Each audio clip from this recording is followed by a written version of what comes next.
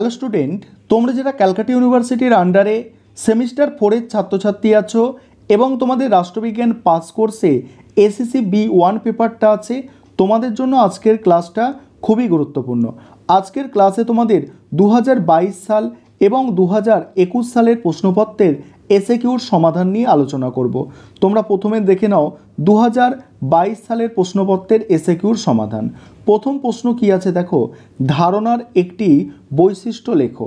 অ্যান্সারটা দেখবে, ধারণা সাধারণত সাধারণীকৃত এবং বিমূর্ত হয়, যা বিভিন্ন উদাহরণ এবং প্রেক্ষাপটের মধ্যে প্রযোজ্য। পরের প্রশ্ন আছে দেখো, প্রস্তাবের একটি কাজ লেখো। প্রস্তাব একটি নির্দিষ্ট কার্যকলাপ বা পরিকল্পনা বাস্তবায়নের জন্য প্রস্তাবিত উপায় এবং উদ্দেশ্য নির্ধারণ করে। পরের প্রশ্ন আছে, মধ্যবর্তী চলকের একটি উদাহরণ দাও। শিক্ষার মান এবং ছাত্রদের পরীক্ষার ফলাফলের মধ্যে মধ্যবর্তী চলক হতে পারে শিক্ষকের শিক্ষাদানের দক্ষতা। পরের প্রশ্ন, প্রকল্প কয় প্রকার ও কী কী? প্রকল্প প্রধানত 3 প্রকার: গবেষণা প্রকল্প, উন্নয়ন প্রকল্প আর উৎপাদন প্রকল্প। পরের প্রশ্ন আছে, ভালো প্রকল্পের একটি বৈশিষ্ট্য উল্লেখ করো। ভালো প্রকল্পের একটি বৈশিষ্ট্য হলো সুস্পষ্ট লক্ষ্য এবং উদ্দেশ্য থাকা। পরের প্রশ্ন, সূচক কি দেখে নাও। পরের প্রশ্ন, সূচক হলো একটি পরিমাপ যা নির্দিষ্ট কিছু পরিবর্তন বা অগ্রগতি পরিমাপ করতে ব্যবহৃত হয়। পরের প্রশ্ন উত্তরগুলো আলোচনা করব। তার আগে একটা বিষয় তোমাদের বলার আছে যে তোমাদের জন্য স্টাডি মেটেরিয়াল তৈরি করা হয়েছে এই পেপারটার ওপরে।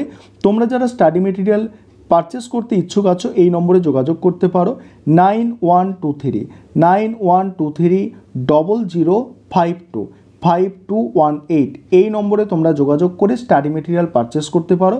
আমাদের স্টাডি মেটেরিয়ালের প্রাইস অর্থাৎ দাম রাখা হয়েছে 400 টাকা। আর তোমরা যারা আগেও স্টাডি মেটেরিয়াল নিয়েছো তোমরা জানো যে আমাদের স্টাডি মেটেরিয়ালের কোয়ালিটি কেমন হয়ে থাকে। যাই হোক, পরের প্রশ্নের উত্তরগুলো দেখে নাও। উপাত্ত সংগ্রহের একটি সমস্যা লেখো। উপাত্ত সংগ্রহে সাধারণত সময় এবং ব্যয় বেশি হয়, যা একটি প্রধান সমস্যা। পরের প্রশ্ন আছে, প্রাথমিক উপাত্ত কি? প্রাথমিক উপাত্ত হলো সরাসরি ক্ষেত্র থেকে সংগৃহীত মূল উপাত্ত যা পূর্বে সংগ্রহ করা হয়নি। পরের প্রশ্ন আছে, গুণগত উপাত্ত বলতে কী বোঝো? গুণগত উপাত্ত হলো অবজেক্ট বা ঘটনার গুণাবলী এবং বৈশিষ্ট্য সম্পর্কিত অমৌলিক উপাত্ত। পরের প্রশ্ন, নমুনার একটি উদ্দেশ্য লেখো। নমুনা নেওয়ার উদ্দেশ্য হলো সমগ্র জনসংখ্যার প্রতিনিধিত্ব করা এবং উপাত্ত সংগ্রহ প্রক্রিয়া সহজ করা। পরের প্রশ্ন, সমষ্টিগত উপাত্ত বিশ্লেষণের একটি পদ্ধতির নাম লেখো। সমষ্টিগত উপাত্ত বিশ্লেষণের একটি পদ্ধতি হলো বর্ণনামূলক পরিসংখ্যান। পরের প্রশ্ন আছে, বৃত্তচিত্র কি? বৃত্তচিত্র হলো একটি গ্রাফিক্যাল উপস্থাপনা যা বৃত্তের অংশগুলির মাধ্যমে উপাত্তের অংশগুলিকে প্রদর্শন করে। পরের প্রশ্ন, র্যান্ডম স্যাম্পলিং কি? দেখো, র্যান্ডম স্যাম্পলিং হলো একটি পদ্ধতি যেখানে সমগ্র জনসংখ্যার প্রতিটি সদস্যদের সমান সুযোগ থাকে নির্বাচিত হওয়ার। নেক্সট প্রশ্ন আছে, বার ডায়াগ্রাম এর একটি ব্যবহার লেখো। বার ডায়াগ্রাম ব্যবহৃত হয় ভিন্ন ভিন্ন বিভাগের মধ্যে উপাত্তের তুলনা প্রদর্শনে। পরের প্রশ্ন আছে, গবেষণার একটি উদ্দেশ্য লেখো। গবেষণার একটি উদ্দেশ্য হলো নতুন জ্ঞান অর্জন করা বা বিদ্যমান জ্ঞানের পর্যালোচনা করা। তারপরে 2021 সালের প্রশ্নপত্রের সমাধান এবারে তোমরা দেখে নাও। প্রথম প্রশ্ন সেখানে আছে যেটা, ধারণার সংজ্ঞা দাও। ধারণা হলো চিন্তা ও বিশ্বাসের একটি বিমূর্ত রূপ যা কোনো কিছুর মূল বৈশিষ্ট্য বা প্রকৃতি বোঝাতে ব্যবহৃত হয়। পরের প্রশ্ন হচ্ছে, মধ্যবর্তী চলক কি?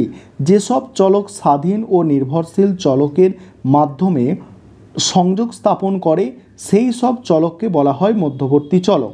পরের প্রশ্ন হচ্ছে, নেতি প্রকল্প কি? নেতি প্রকল্প হলো গবেষণার একটি পদ্ধতি যা পূর্ব ধারণা বা হাইপোথিসিসকে যাচাই করার জন্য বিপরীত বা নেতিবাচক প্রমাণ সংগ্রহ করে। পরের প্রশ্ন আছে, একটি গবেষণা প্রক্রিয়ার গ্রন্থ পর্যালোচনার গুরুত্ব কি? গ্রন্থ পর্যালোচনার গুরুত্ব, অ্যান্সারটা দেখো, গ্রন্থ পর্যালোচনা একটি গবেষণার প্রক্রিয়ায় বিদ্যমান জ্ঞান, তথ্য এবং পূর্ববর্তী গবেষণার ভিত্তি প্রদান করে এবং নতুন গবেষণার প্রাসঙ্গিকতা নিশ্চিত করে। পরের প্রশ্ন আছে, পরিমাণগত গবেষণার বিশ্লেষণের এককের একটি উদাহরণ দাও। পরিমাণগত গবেষণা বিশ্লেষণের এককের একটি উদাহরণ হতে পারে একটি পৃথক ব্যক্তি, প্রতিষ্ঠান বা নির্দিষ্ট সময়কাল। পরের প্রশ্ন, নমুনায়নের ভ্রান্তি কি? অ্যান্সারটা দেখো, পপুলেশান এর একটি অংশের ওপর পরীক্ষণ করাই নমুনায়ন। এক্ষেত্রে কিছু ত্রুটি লক্ষ্য করা যায়, একে নমুনায়ন ত্রুটি বলে। পরের প্রশ্ন আছে, পরিবেশগত ভ্রান্তি বলতে কী বোঝায়? সমষ্টিগত তথ্য বা উপাত্তের ওপর ভিত্তি করে যদি কোনো একটি একক বা ব্যক্তি সম্পর্কে উপসংহারে আসা হয় তবে তা হবে পরিবেশগত ভ্রান্তি।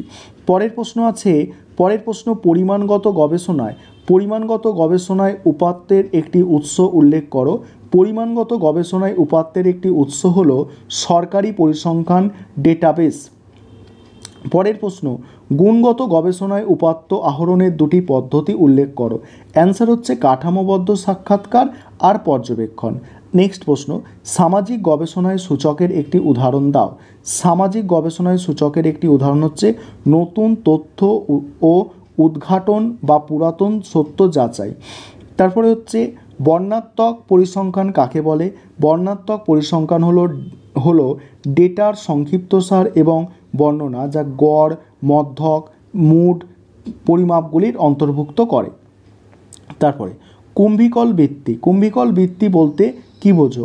কুম্ভিকল বৃত্তি হলো অন্য কারোর কাজ বা ধারণাকে আপনার নিজের হিসাবে উপস্থাপন করা, তাদের সম্মতি সহ বা ছাড়াই, সম্পূর্ণ স্বীকৃতি ছাড়াই এটিকে আপনার কাজে অন্তর্ভুক্ত করা। তারপরে দেখো, বৃত্তচিত্র কে আবিষ্কার করে? পাই গ্রাফ বা পাই চার্টের বা বৃত্তচার্টের উদ্ভাবক হলেন ফ্লোরেন্স নাইটিঙ্গেল এবং উইলিয়াম প্লেফেয়ার। নেক্সট আছে দেখো, অসম্ভাবনামূলক নমুনায়নের একটি উদাহরণ। অসম্ভাবনামূলক নমুনায়নের একটি উদাহরণ হলো সুবিধা মতো নমুনা। শেষ প্রশ্ন, হিস্টোগ্রাম কী ধরনের তথ্যের প্রতিফলন করে? দলবদ্ধ তত্ত্ব প্রতিফলন করে। এই ছিল তোমাদের গুরুত্বপূর্ণ 2022 সাল এবং 2021 সালের প্রশ্ন উত্তর।